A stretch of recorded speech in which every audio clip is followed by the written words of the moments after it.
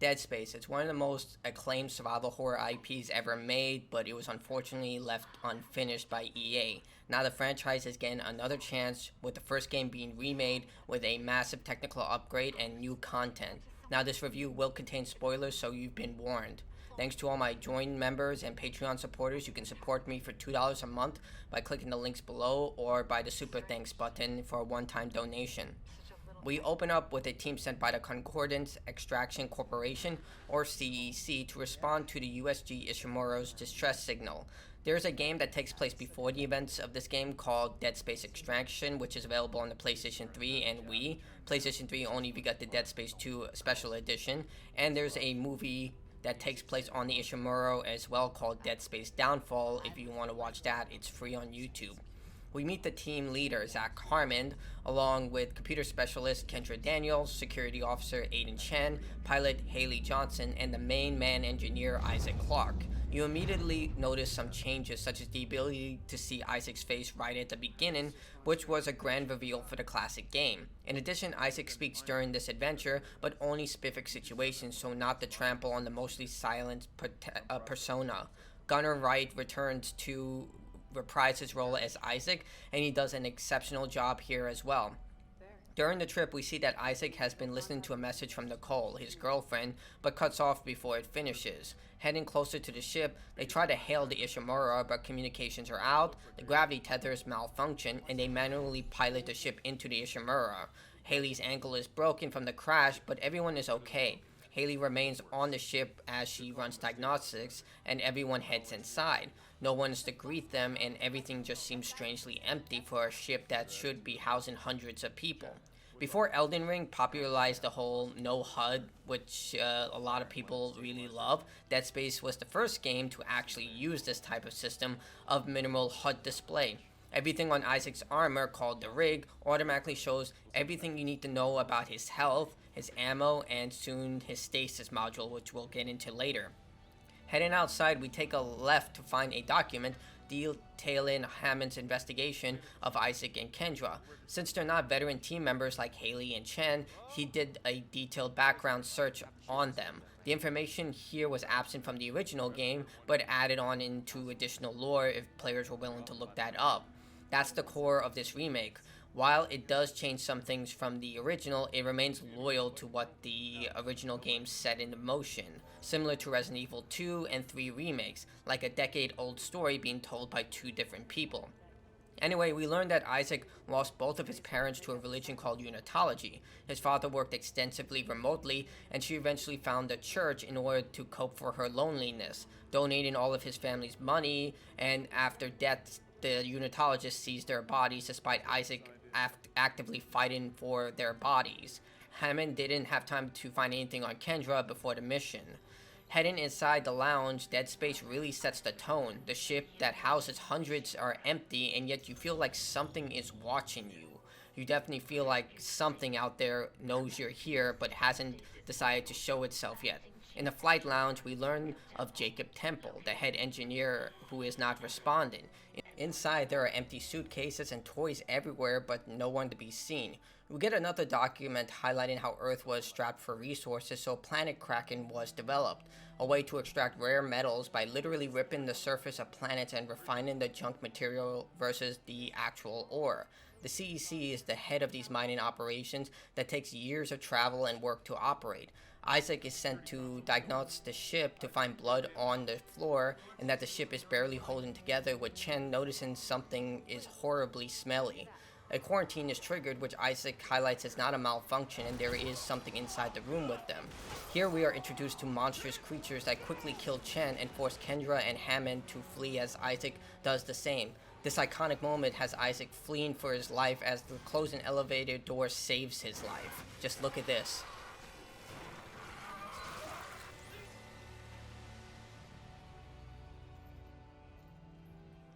We see a message that says cut off their limbs as Isaac retools a plasma cutter, something used to slice rock, as a weapon. We open the door and we see a means to defend ourselves but cannot save this poor soul. This is the reality of Dead Space. They hit you hard that people will die. The combat is standard third-person shooter. You aim your gun with the right trigger and then you shoot with the left trigger. Slicing off parts of the creatures and shooting their heads will only slow them down. You have to hack them apart. You can also stomp and melee for extra damage. Healing is introduced. You can instantly heal using the B button or manually through the inventory menu. The game will automatically use whatever weaker health kits you have in your inventory before the larger ones, and as I stated before, your health is displayed very easily through the spinal column shown on Isaac's rig. We meet up with Kendra and Hammond, who are trapped on the other side of the tracks, and the tram is not working. Isaac notes that the monsters are wearing Ishimura suits, and they are the crew, but can't focus on that now. The tram blocking their access to the rest of the ship is broken, but Isaac can fix it on his side. Here we see Dead Space's incredible interface at work. Everything is done in real time with minimal distraction to the player. You can move and interact with the environment as this scene plays. Gathering supplies, we need to restart the tram by finding a circuit board and remove the broken tram. Here we are introduced to Dead Space Remake, adding new areas and new options to the player. Whereas you had to go from point A to point B in the original one, here you have an option: the broken tram or get the circuit board first. The broken tram should be your first option since you get the stasis unit from going here. Basically, this slows down enemies and objects, allowing us to get through this malfunctioned door. You can recharge this using stasis stations or stasis recharge packs from your inventory if you get one. Like the health, this is shown on Isaac's meter in the way of a dial, and your ammo for your weapon is shown when you're aiming your weapon or switching weapons from the interface. Replacing the tram, we get an audio log from Jacob Temple and his co-worker. This audio log provides insight into what happened during the infection, also showcasing that stasis units were only provided under strict process. We have the tram fixed and we head down to get a new board. Here, the developers really played with the use of lighting and environmental hazards, teaching the player about exploding red barrels, which is a staple in video games, and to always watch your back, as the infected will come from all directions, and often infected that come in your face are trying to distract you for what's behind you. You always have to pay attention, even when you see dead bodies, as some of these aliens will be playing dead. The board is unfortunately in a locked room, and we must turn off the lights to restore power to the door. This will be important later. We grab the board and find the power node and bench. These nodes were originally used for not only upgrading but unlocking locked doors, but this has changed.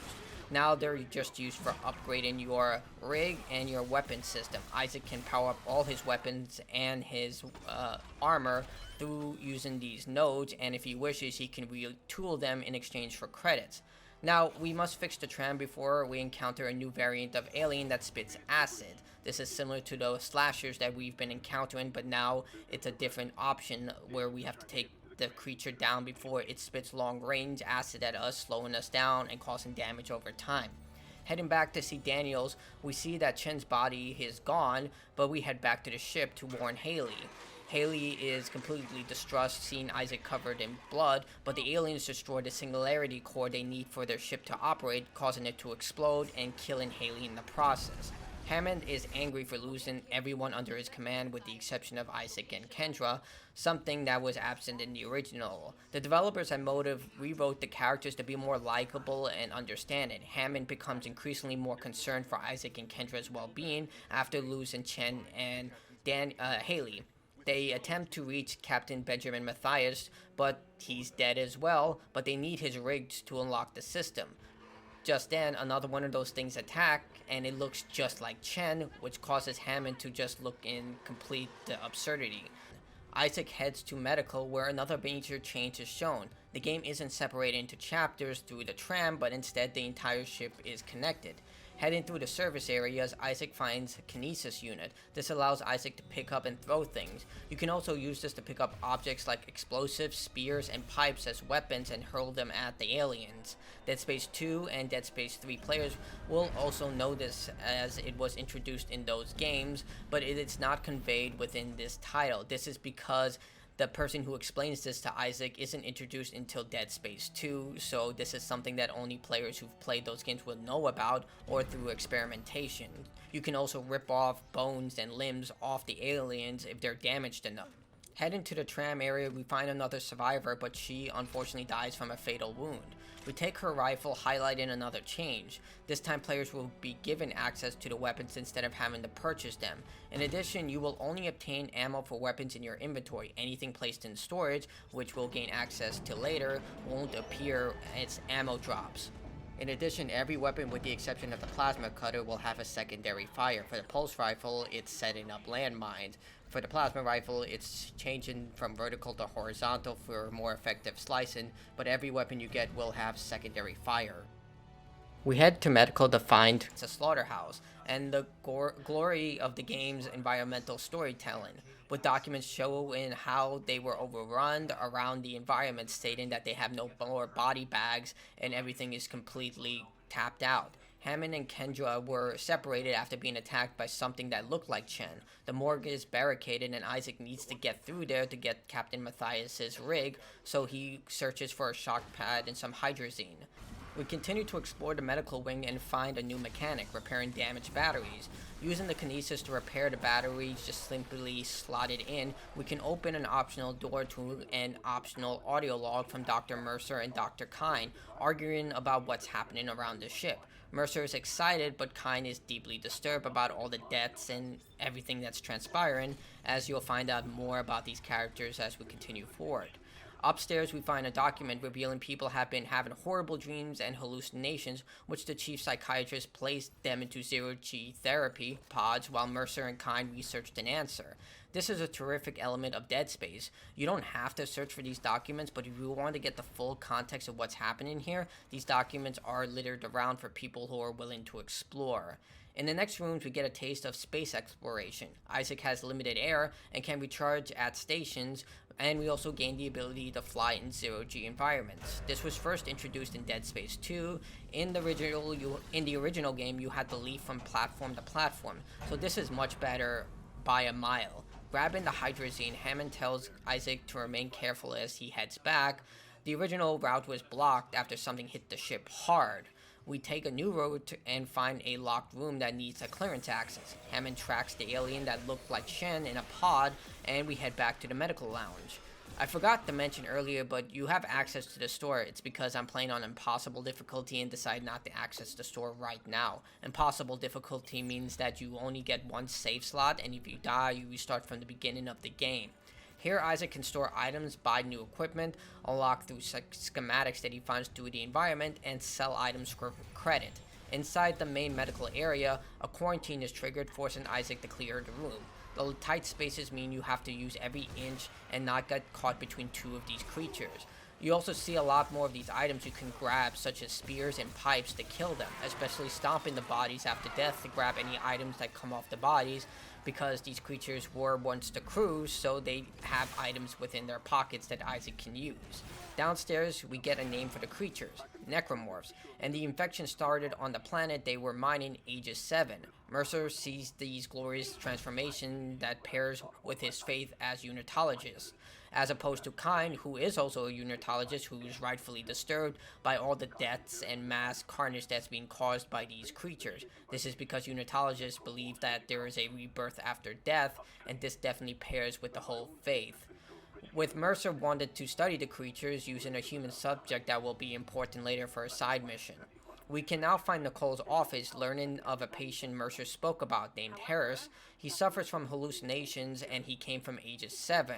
This starts a new side mission, to find Nicole and see what she was going through with her investigation. This is new to the remake since it expands on certain narratives. Here we can also see a photo of Isaac and Nicole on the desk, which is important for the end of this mission. Another optional area, which was a main area in the original game, is Kine's office, where we learn of the marker, a highly praised item in the Church of Unitology, and that the church saved Kine after losing his wife Amelia. Here we find security footage. We learn that the captain was also a member of the church, and like Mercer, saw the mass deaths as a test of faith. We find out this all started when they discovered the marker and they put it on the ship. The plot thickens now. What is this marker, and why is it responsible for the infection? Remember, this is optional, so you can entirely miss this mostly optional area, because the game has this really cool navigation system. By hitting down the right stick, the path will be highlighted to your next objective with a blue line, which is great in case you get lost. We find another survivor, but unfortunately he is killed by a new type of necromorph. This one's called the Lurker, and it's a transformed baby. Yeah, they literally do not kid around with this stuff. These are the zero-G therapy rooms we read about earlier, and they house not only people, but also babies that were born during the Ishimura trip. Think about waking up in one of these capsules only to be attacked by these things. So we grab the shock path and blow up the barricade. Heading into the ER, we get another security message from Nicole as she attempts to save a patient. We find her hidden room, but also learn about Harris, the patient Mercer is interested in, and Nicole is treating. He killed a nurse who he insisted wasn't a nurse, and during the observation was utterly, completely crazy in his face. He kept right in the same phase, make it whole again, something that would be a key phrase throughout the Dead Space franchise. Inside Nicole's hiding place, we find out that the creatures are a mix of human and alien DNA and went to engineering for an autopsy for a creature that was intact. Isaac needs to head to that place, but first he needs to find what's happening in the ER. Isaac replaces a battery and alerts more necromorphs. Heading down the ER hallway to find a new log with Kine turning against the church, but Mercer standing strong. We get this disturbing scene of a doctor taking someone else's life than her own, probably an effect of all the hallucinations that have been happening. Finally reaching the morgue, we learn the truth of when reaching the captain's body. A bat-like creature jams a needle into the captain's body, turning him into a necromorph. The creature is turning more bodies into necromorphs and highlighting a new mechanic: stomp every body. Since these infectors can come out of nowhere, you are encouraged to break all bodies, specifically the head, to prevent more necromorphs from forming. After grabbing the captain's code, Isaac informs Hammond about what he just witnessed, but the engines are falling apart, not before grabbing the plasma cutter upgrade, of course, though. At the bench, this will automatically be applied and allow us to upgrade our weapon even further, so those locked options only come from finding these optional upgrades. Heading towards the engine, we see Chen's death play out in the security footage, and we can visit Haley's body as well. Heading through the service lift, we get a secret rig code, which will be important for a side mission later. We learn of the corruption throughout a text document that's been spreading throughout the Ishimura. Basically a mass of bio that just is cutting through the ship and forming quicker than they can burn it. In the engines, we get another audio diary from Jacob Temple, along with his team, who are fighting the creatures while trying to keep the ship running, which is falling into disrepair.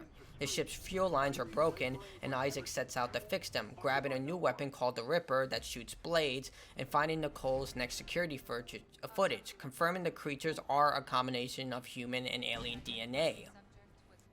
Isaac fights his way through the refueling controls to find that Kendra locked herself in the server room. Unfortunately, to restart the fuel, Isaac needs to reroute power. This means turning off the lights or the life support. I chose life support because I prefer to see.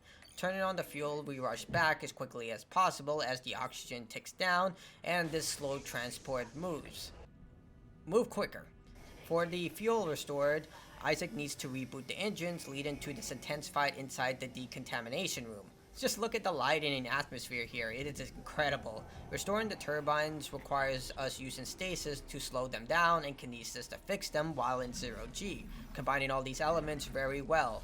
Next comes dodging the turbines as you rush across the safe area since your oxygen supply has been removed. All the necromorphs will start rushing at you, and you have to make note of where the turbines are or you'll be one-shotted. I am playing this on Impossible, so if I die here, I have to get sent back to the beginning of the game.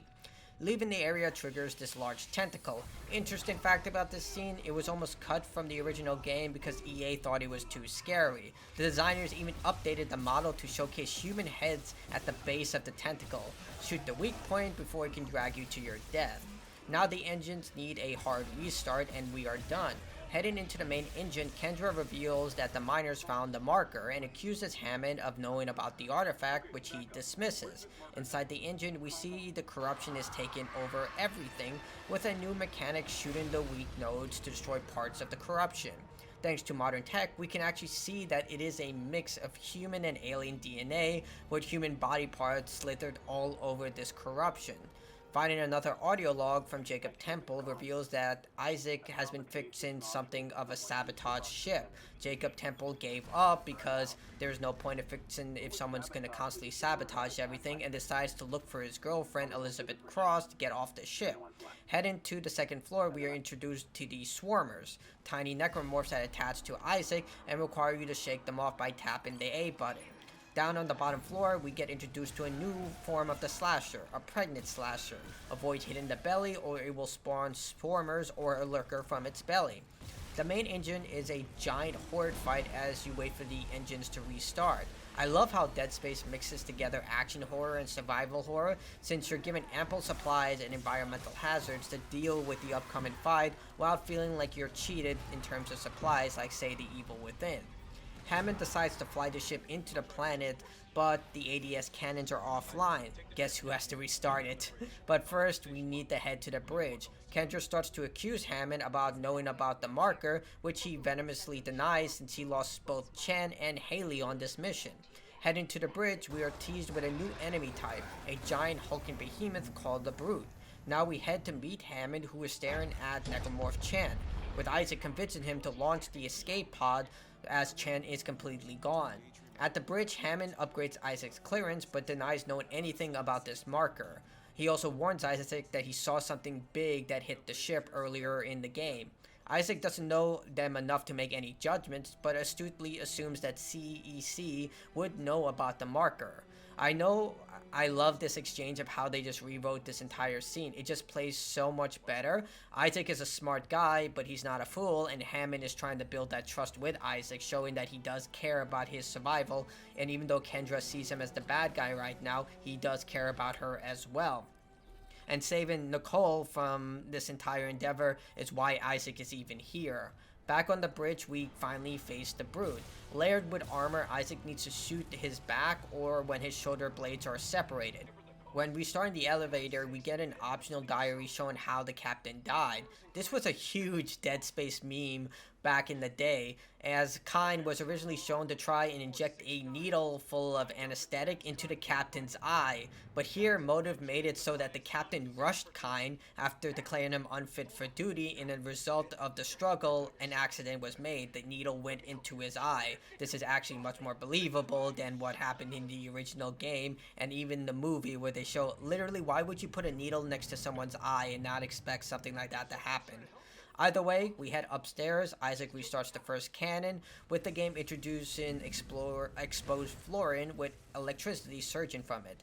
In the original, these were gravity wells that resulted in instant death if you walked on them. Here, they just do massive damage and they come on and off, which is a huge changer, and I love the fact that they changed this. Through environmental storytelling, we see that not everyone died on the ship. Some actually committed ritual suicide if you look up within the entire area.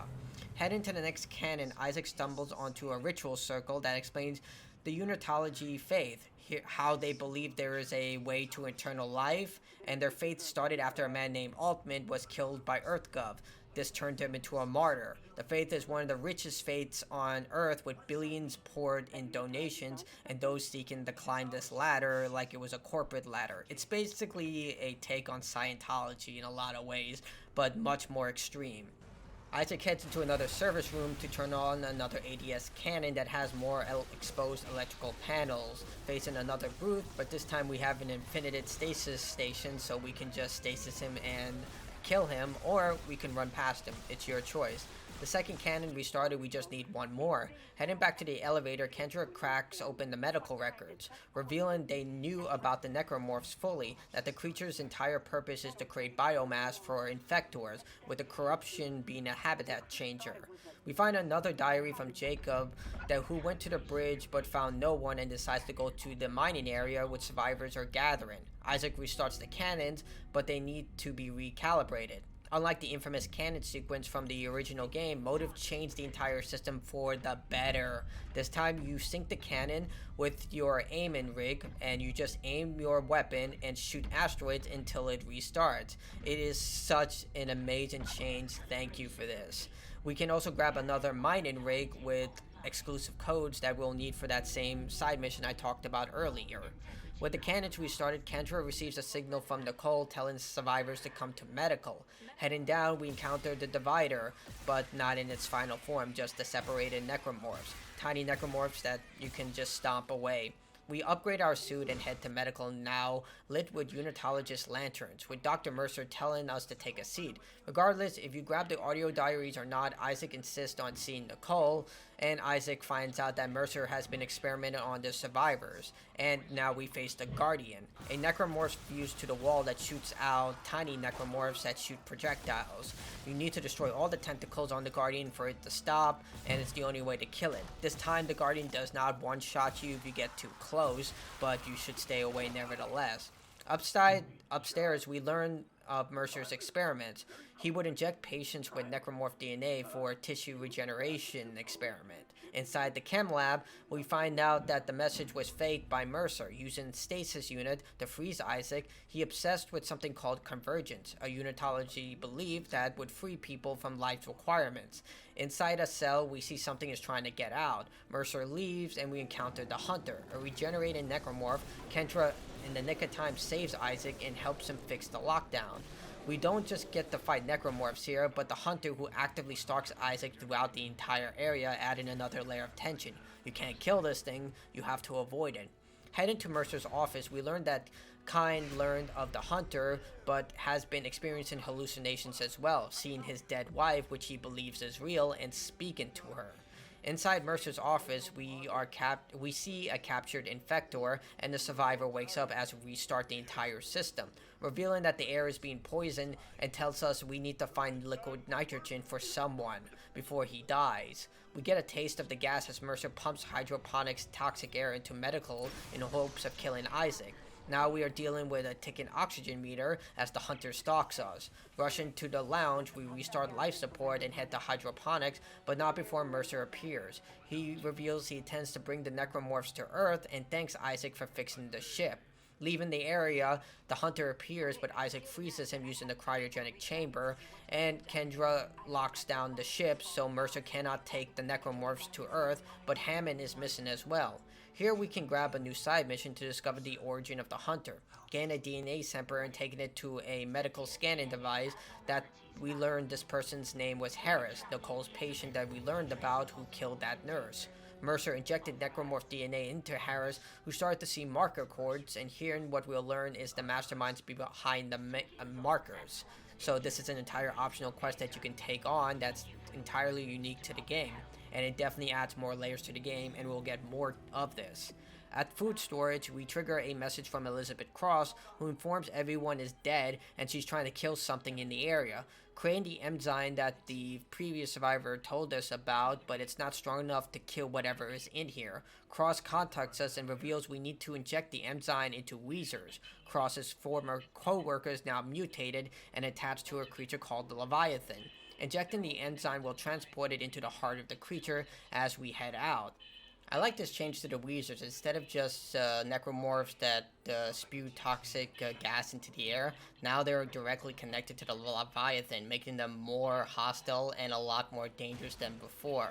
This time we have a semi-open objective, kill the Weezers in any order you fit. This entire section is a mix of everything we have done and learned from Zero-G combat, facing hordes of necromorphs in quarantine, and restoring power, highlighting all the skills you've learned until now, but in unique areas. We also learned that the hallucinations that everyone has been dealing with within the Ishimura is starting to affect us as well, with Kendra seeing her dead brother on the monitors. With all the Weezers dead, we go to the Leviathan, but it's still alive, bringing us to the first boss fight. The Leviathan has two phases. The first involves shooting the weak points as the tentacles launch themselves towards Isaac. Supplies are littered around, along with explosive barrels.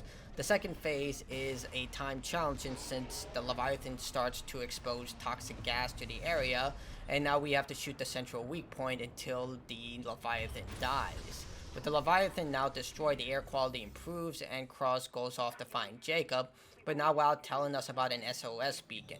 Heading into the mining lounge, we find a locked container, but you probably saw this earlier if you've been astute. We have no reason to look at this right now because we need very specific codes, such as the rigs that we've been collecting since now. Heading to the mining deck, Kendra restarts the elevator, and we are contacted by Hammond. He has been tracking unitologists who are committing ritual murder as Hammond tracks them down to see where they are going.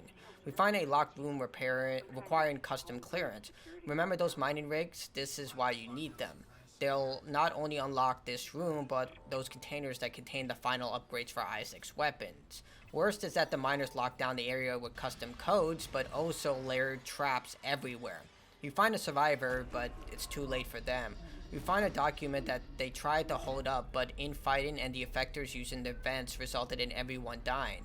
Worst is that some of the slashers are wearing the armor that the miners were wearing, meaning you can't shoot their legs anymore or their bodies. Instead, you have to aim specifically for those claws. I love when developers just shift basic elements and add more variation. Now the basic slasher is much more dangerous if they came from the mining rig. Isaac finds out that he needs to unseal the launch tubes before using the supervisor Dallas's code in processing, and Jacob went to the maintenance deck where he probably has the SOS beacon. We find a security message from Jacob who left for Cross. He locked up the SOS beacon to follow up on a distress message from Mercer, but he doesn't know what Mercer is up to. Heading to where Dallas is located, we remove some mining debris and face against a new type of necromorph, the Exploder. If you get too close, it'll suicide bomb you, but you can cut off its explosive sac and use it as a projectile. We find Dallas's body. He locked down the subdeck with the necromorphs inside. Refusing to become one of them, he cuts off his own limbs and dies from the blood loss. This was also played out in the original game, but it was an optional audio diary. Unfortunately, since his head was still intact, if an infector gets to his corpse, it'll be able to turn him regardless, because the necromorph infection does regrow limbs or repurposes the body for its own need. We grab the codes and head back to get the SOS beacon. Hammond contacts Isaac and Kendra after following the unitologists who are worshipping the marker as the signal causes Kendra and Isaac's headaches, and Hammond's signal once again cuts off. Here we can find a secret area where Kyne spoke to Nicole as she begs him to tell her how to find the marker and get to Mercer, which Kyne refuses because he'll kill her. Nicole shows how much she loves Isaac, similar to Kyne loves Amelia, and Kyne gives her the code in hopes of stopping the marker. It's revealed that Mercer is afraid of death, which is why he was drawn to unitology and the idea of being free from life's requirements. Something that wasn't really in the original. It was highlighted, but for the most part he was just seen as a devoted follower who would do anything for this sense of rebirth. Isaac arrives to the SOS beacon's location to find Nicole, who helps him get into the room. We defend Nicole, but the full context of the scene is only available in New Game Plus, which we will discuss later, including the optional ending. This was also a point of scrutiny among a lot of Dead Space fans. With the beacon at hand, Kendra sounds confused when Isaac brings up Nicole helping him. Heading back to the area, the developers also changed the way you get back. Instead of taking the slow cargo train, we just use zero-G gravity to get to the other side. Thank you whoever did this. It's clear that they understood why the situation had to be changed. We can also head down and find more supplies below. Heading back, we find that the launch tube has been sabotaged, so Isaac decides to launch it using the asteroid in storage. Heading down, we need power for the elevator to the asteroid, so we remove the battery from the previous lift and use it in the other lift, while dodging exploders along the way. In the asteroid room, Isaac removes the gravity tethers and replaces the beacon. The developers revised this room so the moving spikes on the asteroid are easier to manage. Thank God for that, seriously, the developers went above and beyond for this game. Heading back, we now need to escort the same battery through Fire Blast, but it's easy enough, just hurl the battery and you'll just grab it at the other side. Now with everything in order, after another quarantine is triggered with the Hunter, however, you can stand in this very specific spot and the Hunter won't appear unless you move, which is what you need to do when you need to manually restart the door. Despite the beacon launching, the comms array is broken. However, before leaving, we can learn more about Harris. After the treatment, he was sent to the mining deck to get more ore for Mercer and ended up killing a miner who tried to stop him, shoving him into the store's suit changer. Heading to the comms array, Kendra reveals that a military ship called the Valor picked up their beacon, but they cannot contact them without a comms array, which is suspicious to Isaac, but Kendra is desperate. On the bridge, we get the next part of Nicole's investigation. She tried to convince the captain of Mercer's murders, but didn't have any evidence to support her claims. If you collected all the rigs, you can also unlock the miner's code from the bridge, allowing you access to the final upgrades within the game. We find that the body of the Chief's comm officer Bailey is in the comms array, and in an audio log, he reveals that Aegis 7 was an illegal mining operation, and the captain cut off all communication, basically dooming them. We now have access to another set of miner security footage, which we can fix the comms array. This is confirmed that a secret message within the security array that the captain was a unitologist, he quarantined the planet, and he planned to get the marker back to the church as quickly as possible. Fixing this thing is a nightmare. Unlike the original game, which it was just simply lining up all the working satellite dishes, here you have to correctly align the power grid. It wouldn't be a problem, but the 0G makes it very difficult to determine which direction the power outlet goes. It's basically trial and error. This puzzle took me 15 minutes on my second try and 30 minutes on my first try. It is such a nightmare. This is the one thing I really hated about this game. Receiving a message from the Valor's commander, they picked up the escape pod containing Chen, but they cannot send a message warning them of what is inside. Something is blocking the long-range antenna. Heading to the deck, we face the Full Divider, a combination of 5 necromorphs that split upon moderate damage. We kill each one of them and then head to the antenna. Turns out the Leviathan isn't dead and it's blocking the comms array. Thanks to the revised cannon system, this version of the fight is much better than the original. Here you go outside and you activate 3 ADS cannons one at a time to blast open sealed weak points from the Leviathan, and then finally kill the weak point inside the sealed weak point. The fight has 3 phases, with 2 of the cannons closed off by corruption, which you have to destroy the nodes, and then you have to also maintain your oxygen meter while you hover between each of the cannons. The first phase of the Leviathan just has you trying to hit you with tentacles. The second phase has it more aggressive with tentacle attacks, and the third, it mines the area with explosives. Once you kill it, you hail the Valor, only to see that the entire ship was taken out with Chen overwhelming the Valor, which is still up for debate because we've been killing slashers this entire time and they couldn't handle a single one. Hammond contacts them and haven't found an executive shuttle that's somehow still working, but it doesn't have a singularity core. Isaac decides to get one from the Valor, and Hammond also decides to join him. Hammond finds a nuke and asks Isaac to resolve the issue. Worse is that there's a new type of slasher. This one moves much quicker since all the Valor soldiers had stasis units, and since they've mutated with armor, it makes them even more dangerous. The developers tried to sell that the entire ship was taken down by one slasher, again, like I stated, but it just doesn't work here. It's still unbelievable. Even if they were overwhelmed by the fact that this thing was very hard to kill, it just seems unlikely that everyone with, pulse rifles couldn't take this thing down. Kind contacts Isaac, revealed to be alive after all the journal entries, in an attempt to convince Isaac not to leave but help him, but, it's kind of logical that you would just want to get the hell out of here after everything that transpired. Isaac deals with the nuke by avoiding the exploders or by slicing off their sacks. If it explodes, it's game over, as obvious. An interesting system, but it's never really revisited. The idea that you have to avoid killing the necromorphs for some outside reason, but here they do it very well. Isaac wonders why they had a nuke, and Hammond agrees, starting to comb over all the records. He learns that this entire ship was built for war, and they had full intention of killing everyone in the Ishimura and grabbing whatever was there, so this was a mission of hit and run. Isaac avoids more environmental hazards, finds out what Chen did after breaking loose, and navigates through the fire. With the hallucinations of losing his men, Hammond starts to believe that Chen is actually alive and not infected. We then meet Hammond in the core of the facility, and he gets locked in with a singularity core. Hammond's hallucination causes him to believe that Chen isn't infected long enough for Chen to stab him. He pushes Chen and himself into the core, killing them both as a last-ditch effort to for redemption. I'm not really sure. Either way, this is leagues better than the original, where Hammond was brutally killed by an alpha brute. With the core in hand, the ship starts to explode, and Isaac makes it out. Kendra reveals that the mutated soldiers on the Valor have made it onto the Ishimura, with someone unlocking the door for Isaac. Only someone with top clearance can do this, so Kendra is extremely alerted by this, not to mention that they're the only ones left from the initial mission. Either way, we can get the finale of the Hunter's origin mission, which we find out in hydroponics. We get to Mercer's lab to find out that Harris is actually the Hunter. Big surprise.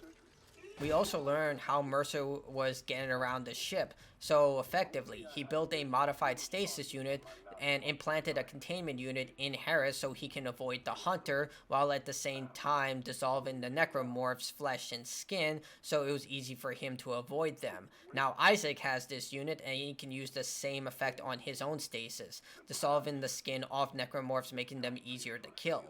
Heading into the suites, Isaac needs an override key, and we find more unitologists who are now dead from ritual suicide. We find the deck supervisor in the recreation room where you can play 0G basketball. It's nothing special, but it is a fun distraction. After all, this ship was a home to hundreds of people. Something like this would exist for entertainment and exercise purposes, and you can earn some upgrades as well. It's here that you earn the final suit upgrade, but it's missable since it's in the shower area, which you don't have to head into. But it's important that you get this, especially on impossible difficulty. But I like the idea that you're rewarded for exploring, especially if it's something that significant. So we then head to the elevator and you'll encounter even more infectors. If you stomp the bodies, they'll just go after you, but if you didn't, you have to be quick enough to kill the necromorph before it causes more slashers to appear. Inside the suite lobby, we find Temple about to kill Mercer. Apparently, Jacob was helping Mercer without knowing what he was actually doing. Having rebuilt the shuttle, Hammond found, and we need to leave, but Mercer stasis Jacob. Unlike the original ending here, Mercer monologues and tries to convince Isaac to help him by spewing his unitology logic about being reunited with dead loved ones and being free from death, while Jacob just looks on. You can actually see his eyes just darting across, knowing full well that this is probably the end. Isaac refuses, and Mercer kills Jacob in stasis slow-mo, which is horrific. It's also here that we see the red marker in the background and the cause of all of this. The Hunter shows up, and Isaac must now flee while also clearing the corruption around the area. Getting too close to the marker will cause Isaac to feel headaches, but it will also slow down any necromorphs that get too close. Isaac starts to destroy the corruption weak points as the hallucinations start to get even worse. Isaac's guilt of not being able to save Hammond, Chen, and everyone else starts clawing at his mind. It's an incredible piece of storytelling, showing Isaac's guilt slowly crippling his morale without saying a single word in between. The worst comes from during the part of Nicole's mission. This is where we get the finale of it. We learn that Isaac's mother killed her father and then herself. Isaac blames Nicole for what happened since his mother was under her care and she told him that his mother was getting better. In a feat of rage, he blames Nicole for this and they have a huge fight. At this point, he believes Nicole has ended their relationship, but we saw that Nicole still loved Isaac, not only for what she said to Kyne, but she kept his photo with them together on her desk. This pairs so well with the guilt consuming Isaac during Dead Space 2 because a lot of people felt like the guilt of him not being able to save Nicole shouldn't have been enough to push him over the edge. But when you complement this scene, the fact that the last contact they had together was the fact they had this huge fight, kind of speaks volumes of why that eats away at him. He never was able to tell her how he really felt about her, and the last thing he said to her is that he blamed her for his parents' death. That would tear about anyone who was in love. After getting the evidence she needed, Mercer confronts her, but Nicole uses his ego to get out of there, knowing fully that Mercer will kill her if she says the wrong things. This does complete the final side mission, but unfortunately this is when the entire Ishimura went to hell, when Captain Matthias died and everyone was fending for themselves. This is technically where Dead Space Extraction starts to take place, and the entire ship is overrun, so even though she had the evidence, there was nothing she can do with it. Completing the side mission, Isaac hunts down more nodes as the Hunter tracks him down throughout the facility. We do know that he's Harris now, but I'll call him the Hunter regardless. In the executive suite, we can learn about the planet Kraken industry and the environmental impact it could have, such as causing gravitational shifts since the massive chunks of the planet being removed would cause, the planet to become lopsided, which makes a lot of sense actually, but this is an investor's pamphlet, so they bypass that without showing any real evidence that supports that, hey, Planet Kraken is safe. They just state all the benefits of it. It's kind of an incredible piece of literature if you actually read through it, but it's optional. I love these because they just give you such a good idea of the extensive world. This was not really conveyed in the original. It was more conveyed in Dead Space 2 because they didn't know how the franchise would continue forward.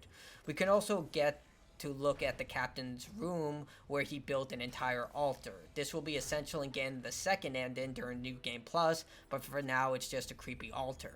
The final node is locked behind an area where Kyne has been hiding. He finally speaks to Isaac one-on-one, and since we need that node, we humor him. However, he shows us information and an actual video of what's causing the entire necromorph infection, the hive mind, and he tells us that the only way to stop the necromorphs is to return the marker. Isaac just agrees because he wants this to stop as well. If this ever gets to Earth, it's all over. Similar to everyone being exposed to the marker, Kyne is seeing hallucinations in the case of his dead wife, where we can see him actively speaking to her, and then when we get into the room where he walked through, we can see he's obsessively been writing her name everywhere. Isaac transports the red marker into the shuttle, but the Hunters finally shows itself in one final battle. This fight can be intense, but it follows the same formula as the original. Lure Harris behind the thrusters of the shuttle and blast him. Depending if you completed the Hunter's origin side mission, Isaac will either recognize it as Harris or not.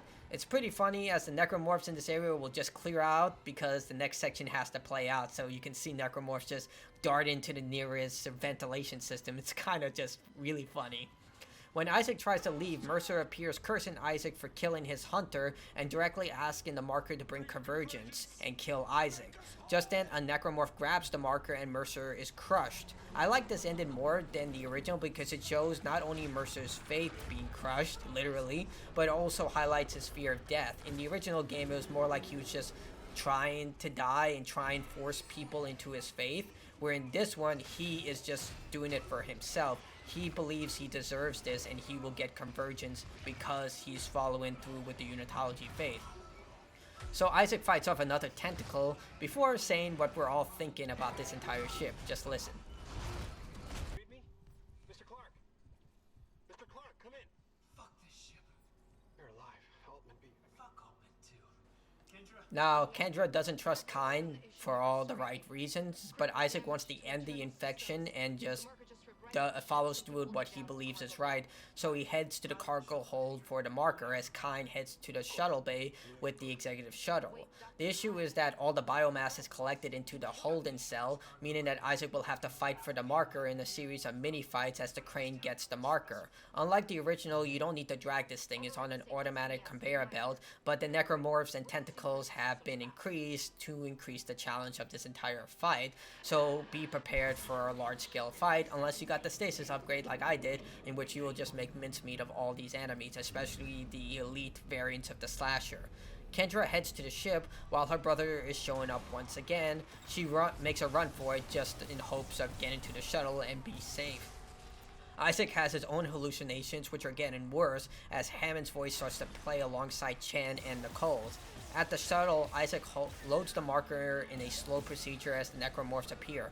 Unfortunately, you do have to kill every necromorph in this area before you can restart gravity. It's a very slow-winded, very tedious section, but it was part of the original, and you just have to do it. It's a lot mainstream than in the original, but it's still annoying nevertheless. Now with everything in order, the big twist finally happens. Kendra kills Kyne and takes the shuttle with the marker. Unlike the original where Kendra acts very pretentious, here she comes off as doing the right thing by any means. She reveals the marker was made by man after studying the original black marker, and EarthGov sent her to hide it once again by any means because they understood the destructive power of this thing. I don't know why they didn't hurl it into the sun, but I guess there was some influence that prevented them from destroying it. I'm not really sure, and there are just theories about it. This is why Aegis 7 was illegal. No one was supposed to come here because the marker was there. She still leaves Isaac for dead, but comes off as doing this for the greater good, where 1 or 2 lives doesn't matter, as opposed to the original, where she actively was the reason that Hammond died. If you remember in the original, Hammond died because someone was blocking his communication, which was Kendra. In this game, she actively tried to keep them alive because she did care for them, but she also took extreme measures in order to ensure her mission was complete. Nicole contacts Isaac when everything seems lost to help him call back the ship. Kendra uses an escape pod to leave the ship and land on Aegis 7 as the two decide to return the marker to the planet. If you leave any side missions unfinished, you won't be able to come back to the Ishimura, but we already did everything, so it's time for us to head down. I kind of wish they had an option where it said you completed everything, you can freely go, but it always just tells you the same thing. On Aegis 7, we transport the marker to its original place, but this time it's on an automatic cargo tram. Thank God, you don't have to drag this thing. Nicole goes into the control center to guide Isaac as we head into the furnace. What follows is one of the weaker points of the game. It's not really anything they can do to try and revitalize this section. You just have to fight through a series of rooms filled with necromorphs as you transport the marker from point A to point B. Now, just like before, if any necromorph comes near the marker, they'll instantly be slowed down, so it is very helpful to stay close to it, while at the same time it does disrupt Isaac. Either way, we try and return the marker as quickly as we can. At this point, you just slice and dice, restore power to a generator, and kill some more. At the final area, you'll find that a disturbing log exists that details the transformation process before returning the marker. The marker starts its convergence event as Isaac restores the gravity tethers so the planet chunk of rock that's above you doesn't fall down, but just then Kendra appears, having following you since the beginning, holding Nicole hostage. Here Kendra drops a bombshell on Isaac, telling him to watch to the end of Nicole's message, revealing that she euthanized herself during the outbreak, and what he was seeing is actually Elizabeth Cross, and she was seeing Jacob Temple. The marker used them to start the convergence event by showing them what they wanted to see. Cross, losing all hope, refuses to give Kendra the cargo codes because she has nothing else to live for now that Jacob is gone. To which Kendra decides to kill her. Again, one life for the greater good. She doesn't do it in a pretentious manner. She does give her a chance to live, but she has to beat this thing as quickly as possible. Isaac decides to cut off Daniels, with the game giving us a generous amount of supplies because of what's ahead. We're at the end game, which means all that's left is one more fight. Outside, Kendra warns Isaac. She could have killed him right here. She wants him to live. She doesn't want to kill him before the hive mind shows up. Kendra takes a hit by its tentacles, and despite killing Cross, Isaac desperately tries to save her. She's the only one that's left, and Kendra reaches out to him before the hive mind kills her. The beast shows itself, and the final battle begins. Now, this is not a hard fight. It definitely looks intimidating, but all you have to do is destroy the glowing nodes before the tentacles hit you. The second phase is just shoot more of the glowing nodes after you kill some necromorphs that are inside the ribcage when they're exposed. You shoot one, you go through a series of dodging with the tentacles and it spews acid, then you repeat the process until everything is destroyed. The final phase has you upside down and destroying one last node before escaping the entire area. It's still an iconic moment, still absolutely brilliant, but it's a great final boss fight to close everything down. Isaac heads into the ship and takes off before the rock can crash onto the planet. The ending has Isaac deleting the message from Nicole before rerunning again, before another hallucination jump scares the player and Isaac. And that's Dead Space, but there's more. New Game Plus not only gives you credits, nodes, but also unlocks new content, including a new ending and some new collectibles that are rather interesting to showcase what happened. You also get access to the Valor military armor. If you beat Impossible mode, Isaac will gain access to the Banished armor, which is a gray, black, and red version of his engineering outfit, and the foam finger from Dead Space 2 called the hand cannon, which is basically a one-shot weapon that kills anything and has Isaac saying pew pew, bang bang, which is hilarious and awesome. I really think this weapon was fantastic. In Dead Space 3 they had it called the Devil Horns, but here it's called the hand cannon. The Devil Horns have you doing the whole I forgot the rock and roll symbol. I forgot what that's called. Oh, it's a devil horns, obviously. I'm an idiot. There are also optional collectibles that are only available in New Game Plus, such as this one, where I remember I told you to keep the scene in mind where Isaac first met Nicole.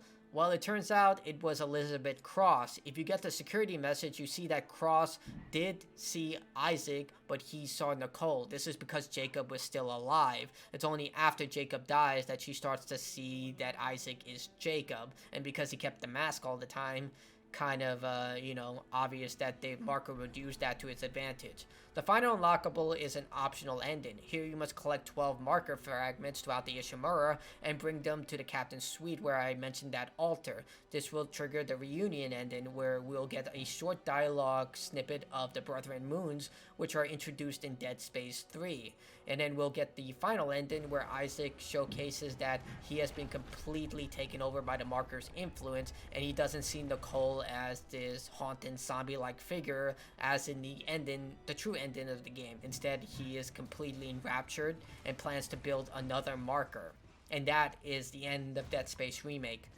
Now, Dead Space is an exceptional horror adventure. It not only revises the original, but adds new content that helps complement the rest of the series. Learning of the Hunter's origin is probably not a big deal, but it shows how Mercer survived for so long. We learned how the shuttle was still working despite all the carnage, with Jacob Temple fixing it on Mercer's behalf in hopes of bringing the necromorphs to Earth, the truth about how Nicole's hallucinations could react to real things, such as it being Elizabeth Cross instead of Nicole, and most importantly, adding context to Isaac's guilt in Dead Space 2.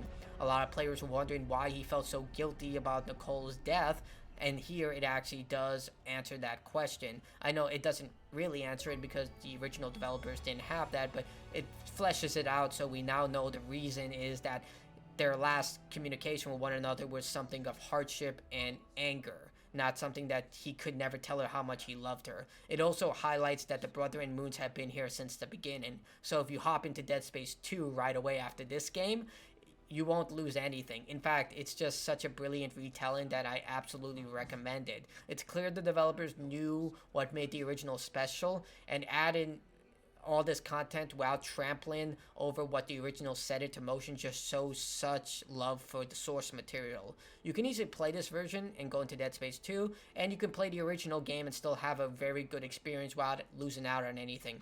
Either way, Dead Space Remake is just as amazing as the original. I really hope EA learns from their mistakes and allows this franchise to slowly grow instead of rushing it forward. It's fantastic whether you're a newcomer or a survival horror fan. Buy this game, it's incredible.